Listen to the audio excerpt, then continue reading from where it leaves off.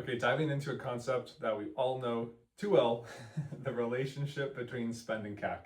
So I think that it's often discussed how as you spend more, your cost of acquiring a customer tends to go up. Why is this? Well, you're likely reaching either more expensive parts of the auction, or naturally over time you're getting further and further away from your ideal cheapest conversion. There's lots of kind of explanations for it, but it's almost one of these forces of nature that just tends to occur. Now, what I have listed here is obviously as you spend more, CAC goes up and to the right. And in reality, it's not always going to be linear.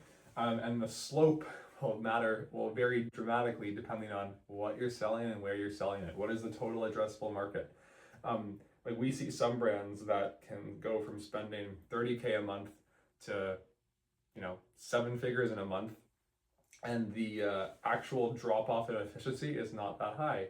We see some brands that go from spending 30K a month to 300K a month, and the attrition and performance is a lot higher. So this can range a lot. But what I want to talk about today is what you can actually do about it and how we think about it at Applo.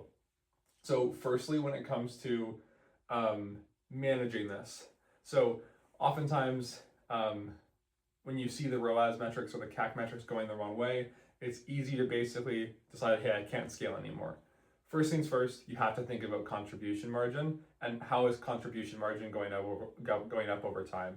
Because for example, I might rather spend 10K a day at a 2 ROAS than say 2K a day at a 3 ROAS if that's making me more contribution margin dollars.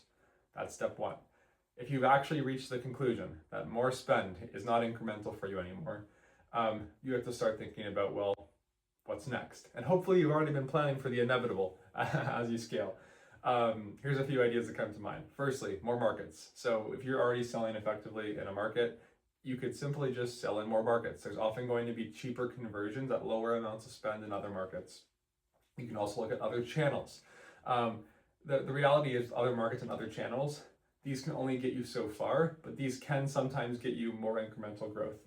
But more often than not, when you're reaching the extremes of the CAC that your funnel can handle, you then have to look at other things outside of your ad account. So understanding that this will happen, you may have to look at, say, what is my new product launch strategy? How am I going to increase lifetime value so I can actually stomach higher CACs?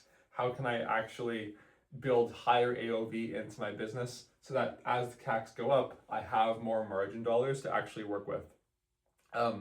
If you're a high lifetime value brand, you can often do things like try to optimize your subscribe and save take rate. If you're a low lifetime value brand, but you have a lot of SKUs, how do I get my AOV to go up?